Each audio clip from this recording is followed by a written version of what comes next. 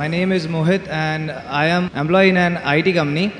My question to you is akkam jirta maqaan kiyya Mohit naan jedhan kaampaanii IT keessa hojjedha gaafii nan sii qabu guyyaan qiyaamaa kan namni hundi itti qormaatamni jira nami cuftee eega du'a kaafameen booda guyyaa qiyaamaa dalagaan isaa ka gaariif kaamtuullee rabbiin madaalama duuba eegi qormaatiif duraa sun jiraate nami toggaaf dhalatirraa kaasee hagduutti maaliif qaamaan miidhama ta'ee qormaatama yookaan maaf dhukkuba garaagaraatiin jireen kan irratti qormaatama. The brother asked a very good question that if there is good and bad. Obboleessi gaafii gaarii gaafate.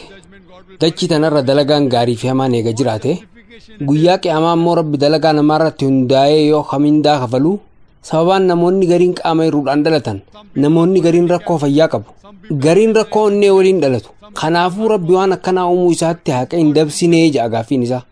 Odeeffannoo kanarratti hundaa'uun hayyoonni amantii hinduu filosoofii haaraa qabatanii dhufan. Veedaa wayita dubbistu kitaabni kun waa'ee punar janam haasawa. Punar jechuun if dura jechuu yoo ta'u janam jechuun ammoo dhalachuudha. If dura dhalachuu yookaan ammoo lammata dhalachuu jechuudha. Quraannis waa'ee jireenya itti aanu ni haasawa. Quraanni akka nu himetti rabbi yeroo tokko si uumee jira. Addunyaa tanarra eega jiraatteen booda akka duutu si godha. Irra deebi'ee ammoo isa kaasa. Veedaanis waan wal fakkaataa jira. Haa ta'u malee hayyoonni amantii hinduu rabbi maaf namoota tokko tokko qaama irruu nama garii dureessa garii ammoo hiyyeessa godhee maaliif uumaa kan jiru hubatuun itti ulfaate kanaafuu filosoofii du'a booda jiru dhalatanii du'uu juu qabatanii dhufan wanti tun veedaa keessatti hin ibsamne akka isaan ja'anitti namni tokko qaamaan irruu ta'ee yoo dhalate jireenya isaa kan dabre keessatti cubbuu dalagee jira jaanii amanu jireenya isaa kan dabre keessatti cubbuu dalagee waan du'eef amma hiyyeessa ta'ee dhalate jaanii amanu. Hordoftoonni hinduu wantoota kitaabban isaanii barsiisan hubachuu hin dandeenye. Islaamummaa keessatti akka nu himametti gara addunyaa tanaa yeroo takka qofa dhufna. Sun gahaadha. Wayita du'aa kaafamnu ammoo guyyaa qiyaamaa san dhaabbanna. Gara gaafii kee ijootti dhufee Islaamummaan deebisa akkamii akka qabu si haa himu. Namoonni gariin fayyaa guutuun gariin ammoo rakkoo fayyaa waliin gariin hiyyummaa keessatti gariin qananii keessatti maaf dhalatan kan jiru haalaallu. Wayita xiinxalli ilaallu quraanni suuraa anfaal suuraa 8ffaa fi suuraa baqaraa suuraa 2ffaa 155 dabalate bakka hedduutti akkana jedha. Dhugumatti qabeenyi keessanii fi ilmaan keessaniis fitnaa yookaan qormaata akka ta'an beeka. Kanaafuu rabbi subhaanahu wa ta'ala namoota garagaraa haala garagaraatiin qormaata. Qormaata irratti hundaa'ee qormaanni sun haalaan ulfaataa ta'e akkaataan qabxiin itti kennamu laafaa ta'a. Yoo qormaanni laafaa ta'e ammoo akkaataan qabxiin itti kennamu ni jabaata. Kunis namoota sanniin jidduutti haqa dalaguuf tajaajila. Kanaafuu rabbiin olaanee namoota garagaraa haala garagaraatiin qormaata. Qormaatuma addunyaa tanaarrattuu gaafiileen waggaa waggaan dhiyaatan ni jijjiiramu. Gaafiin wal fakkaataan yeroo hunda hin jiraatu. Yoo gaafiin wal fakkaataa ta'e qormaata ta'uu hin danda'u. Kanaafuu qormaanni haala itti keessa jirtu irratti hundaa'a. Fakkeenyaaf arkaana islaamaa keessaa inni tokko zakaa kan nudha. Dureessi tokko kan maallaqa warqii giraama 85 bituu danda'u ol koofatee qabu dhiiraas haa ta'u dhalaan qabeenya qaban sanirraa 1% ta'u zakaaf irraa kennuu qabu. Namni tokko dureessa akkanaati haa jennu. Nama kanarratti zakaa kennuun dirqama. Hiyyeessa ammoo zakaan irra hin jiru. Kanaafuu qormaata zakaa irratti hiyyeessi kun dhibba harkata. Dureessi garuu fakkeenyaaf dirhama miliyoona qaba. Qabeenya kiyya keessa akka zakaatti dirhama 100 qofa kenne jechuu danda'a. Tarii namni kun 100 keessa qabxii 10 qofa argachuu mala. Tarii 15 argachuu mala. Tarii 0 argachuu mala. Hiyyeessi hiyyeessa waan ta'eef qormaata hin qabu. Kanaafuu zakaan wal qabatee dhibba argata. Hiyyeessa kanaaf qormaanni qabeenyaan wal qabatee isaaf dhiyaatu hin jiru. Dureessa saniif garuu qormaata qabeenyaatu jira. Tarii namichi kun dureessa. Rabbi niimaa isaa badhaasee jira jechuu dandeessu. Akka nabiyyiin keenya jaalatamaan Nabi Muhammad sallallahu alaihi wasallam jaanitti hiyyeessa caalaa dureessi jannata seenuudhaaf ni rakkata. Tarii nuti badhaasa jennee fudhachuu dandeenya. Garuu qormaataas ta'uu danda'a. Haaluma wal fakkaatuun karaa biraatiin hiyyeessi mana tokko keessa taa'ee ajnabiyyaarraa fagaachuun isa rakkisa. Dubartoonnis hijaabaan haguuguun haalaan isaan rakkisa. Dureessi garuu kan dallee bal'aa fi mana hedduu qabu nama jalaa dhokachuuf isaaf laafaadha. Kanaafuu ulaagaa hijaabaa guutuun hiyyeessaaf ulfaataadha. Dureessaaf ammoo laafaadha. Haala jiru irratti hundaa'uun qormaanni yeroo tokko ulfaataa yeroo tokko ammoo salphaa ta'uu danda'a. Fakkeenyaaf jaarsaa fi jaartii rabbii isaanii haalaan gabbarantu jiraa jennu. Warri kun daa'ima rakkoo onnee waliin dhalate argachuu danda'u. Daa'imni kun akkanatti dhalachuun isaa tarii abbaa fi haadha qormaatuuf ta'uu mala. Abbaan daa'ima kanaa an guyyatti yeroo 5 salaataa jira maaliif daa'ima rakkoo onnee qabu naaf kennee jechuu mala. Rabbi isaan qormaatu jira. Warri sun dhugumatti rabbiif ajajamoo yoo ta'an alhamdulillah yoo xiqqaate rabbi ilma nuuf kennee jira jechuu qabu.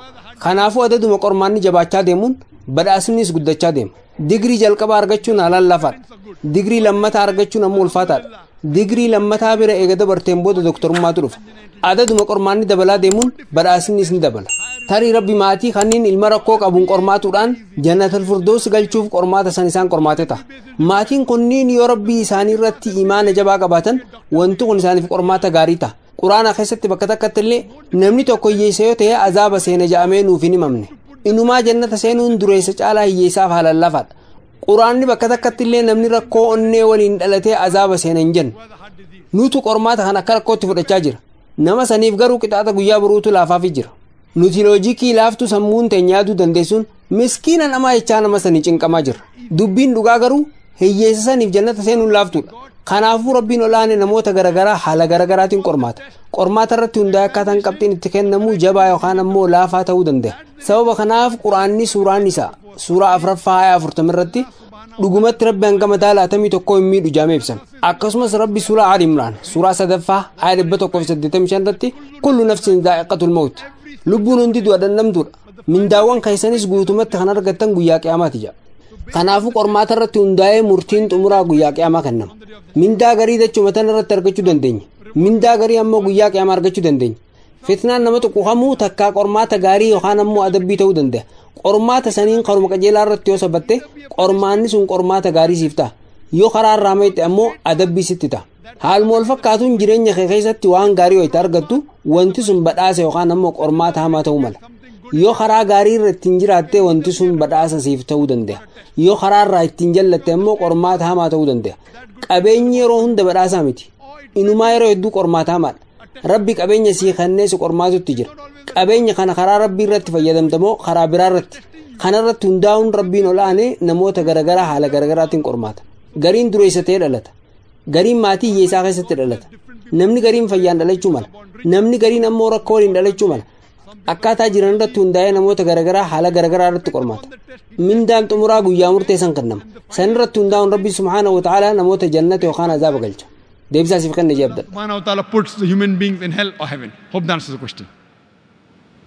In addition, sir, gaafumam deebisa itti naa kennite irratti hundaa'ee gaafii biraa qaba deebi'am kennite cufu irrattu shakki tokko qaba gaafatu danda'a itti fufi akkuma deebisa kan kee keessatti ibsitetti rabbiin nama hundaa ni qormaata rabbiin maaliif ilmi namaa qormaata gubba suniin ulaalee nurra bashannanuuf moo nuun cufti maaliif uumamne why he created us and for his joy or for watching us from up there and Very good question. why we all have been created. Brother asked the question, why has he created us human beings? gaafii baay'ee gaariidha obboleessi rabbi maaliif nu uume akka ashaangulliititti nun taphachuuf nu uume je gaafii gaariidha gaafii kanaaf deebisaa quraanaatu kenne gaareen hundi mukkeen hundi musliimoota isaan warra fedhinnaa isaanii rabbiif kennani ilmi namaa uumama rabbii hunda keessaa isa irra gaariidha uumama irra gaarii maaf ta'e yoo jenne sababni isaa ilmi namaa filmaata bilisaatu isaa kenname rabbi ilma namaatiif filmaata bilisaa kenne namninis barbaadu rabbii isaatiif ajajamu yookaan ammoo itti kafaruu mirga qaba uumamaaleen biroo hundi bineensonni allaattiiwwan mukkeen gaarreen hundinuu musliimoota muslima jechaan fedhinnaa isaanii rabbiif kennaniiru jechuudha rabbiin olaane uumama kanniiniin booda uumama biraa haaree uume uumamni sunis uumama filmaata bilisaa qabu malaayikoonni filmaata bilisaan qaban isaan yeroo hunda rabbii isaaniitiif ajajamu eega filmaanni bilisaasiif kennameen booda ati filannoo rabbii ajajamu yookaan isatti kafaruudhaan qabda eega filmaanni bilisaasiif kennameen booda ati yoo nama rabbiif ajajamu taate malaayikoota caalaa sadarkaa olaanaa argatta eega filmaanni bilisaasiif kennameen booda yoo rabbitti kafarte sadarkaan kee irra gadaanaa ta'a akka shayxaanaa taata suuraa ahzaab suuraa 33 aaya 72 irratti akka ibsametti rabbi uumama hundaan eenyutu qormaata fudhata eenyutu amaanaa baadhata jee gaafate yoo qormaata hin barbaanne dabartee jirte jechuudha mukkeen gaarreen nuti qormaata fudhachuu ni sodaannaa jedhanii didan akka quraanni nu himetti ilmi namaa akkaan wallaalaa waan ta'eef qormaata kana fudhachuuf walii gale kanaafuu amma qormaata kana keessa yoo dabarte takka warra malaayikaa caaluu taata yookaan ammoo akka shayxaanaa taata qormaata san fudhachuu hin barbaanne ni dabrite turte kanaafuu nuti ilmaan namaa hayyee nuti akkanumaan dabruu hin barbaannu qabxii gaarii harkachuu barbaanna jennee qormaata keessa seenne ilmi namaa uumama rabbii kan xumuraa irratti uumame rabbi nu laalaa nuun taphachuu hin barbaadu duruma filmaata nuuf kennee ture nuti garuu hayyee jennee qormaata san fudhachuu filanne kanaafuu nuun taphachuuf osoo hin taane qabxii gaariin akka qormaata dabarree bu'aa gaarii argannuuf nu qormaataa jira amma ajaja rabbii jala deemuu fi deemuu dhabuun filannoo kiyyaa yoo ajaja sanitti dalaydee sadarkaa addaa argatta yoo hin dalayne ammoo hin argattu deebisaa siif kenne jeebdadha. Hope that answers the question. Wa akhiru da'wana alhamdulillahi rabbil alameen. Thank you.